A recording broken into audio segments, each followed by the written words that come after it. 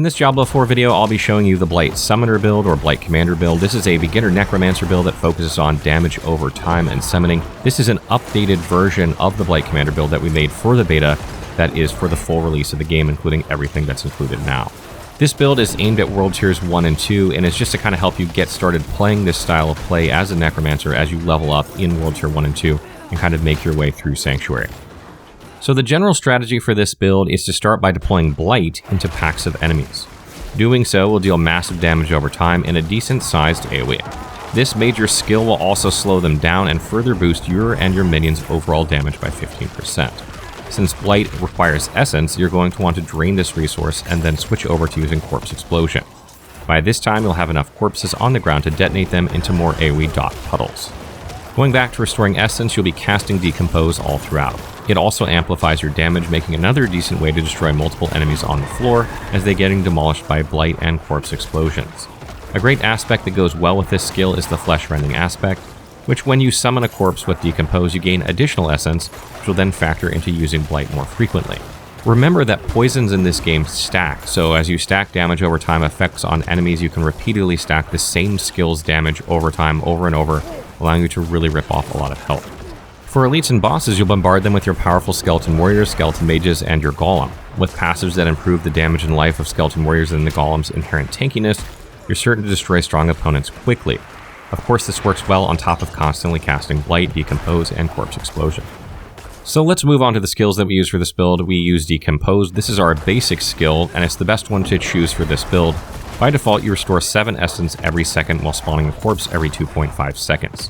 Not only can you trigger Blight more often, but you'll end up having a lot of corpses to use Corpse Explosion more often as well. For upgrades, you want the Enhanced Decompose and Acolyte's Decompose upgrades. Enhanced Decompose lets you gain additional essence when an affected target dies, whereas Acolyte's Decompose improves your and your summon's damage against them. You should activate this skill when your essence reserve is low and when you see enemies with low health. Using Decompose on them will net you an extra 10 essence. Remember to complete the Nostrava Deepwood Dungeon in Fractured Peaks to acquire the Flesh-Rending aspect in order to generate more of this resource when spawning a corpse. An aspect that would work well with Decompose is the Rotting aspect as well. This gives you a high chance to create another corpse, allowing you to keep on using Corpse Explosion. However, the Rotting aspect can only be extracted from legendary items, but note this is not mandatory for this build.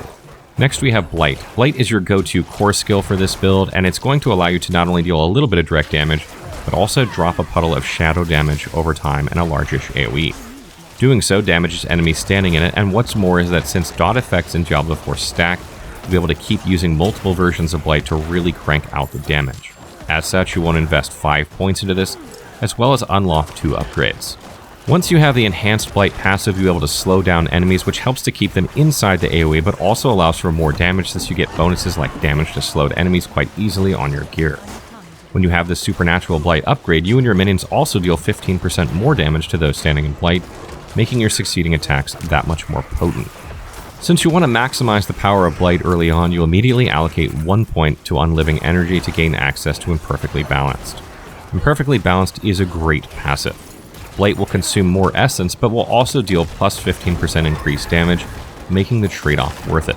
You can also offset this by investing in the right resource generating skills. Next we have Corpse Explosion. Throughout the course of combat, you'll inevitably spawn corpses, necessitating the use of Corpse Explosion for best results. So you should invest 5 points into the skill. However, unlike the Corpse Explosion build we made, you'll be taking the Blight Corpse Explosion passive instead of Plagued Corpse Explosion. Unlike that build where we're going for burst DPS against crowd-controlled enemies, you'll convert Corpse Explosion's damage to shadow damage over time, similar to Blight. And since damage over time effects stack, detonating many corpses in a row will add up on enemies and bosses, so make sure to use this often. One of your skill slots will of course be occupied by Raised Skeleton, as you'll want an army of undead since it's half of this Blight Summoner's build. For Skeletal Warriors, you'll also be using the first node of the Skirmisher in order to summon another warrior. What's more is that investing 2 points into the Skeletal Warrior Mastery passive considerably boosts their life and damage, making them much stronger. Be sure to maximize this when you earn more skill points. For the Skeletal Mages, you'll be selecting the first node of the cold version to gain extra essence when they attack enemies. This helps with resource management, allowing you to cast Blight more often and stack up more damage over times. They also have a high tendency to freeze enemies, letting you all jump in for the kill. Additionally, it'll be good to chase after the aspect of reanimation, which you can obtain by progressing in the Skaz Glen campaign or Act 2 of the game. This buffs the overall damage dealt by your skeletons so you can destroy more enemies efficiently. Furthermore, remember to repetitively activate the Raise Skeleton skill to heal your minions while boosting their damage for a brief amount of time, which comes in very handy in tough fights. Up next is Golem, and when selecting Golem, we want to change him to the first node of Bone, which allows him to drop a corpse when he takes 20% of his max HP.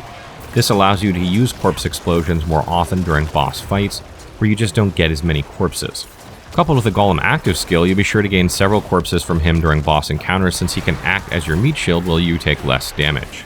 This is not only great for getting enemies or a boss off you since it taunts them, but keeping the Golem alive under these circumstances. Should he die though, he will respawn after 20 seconds, which isn't that big of a deal. And lastly, we come to the ultimate skill, Army of the Dead.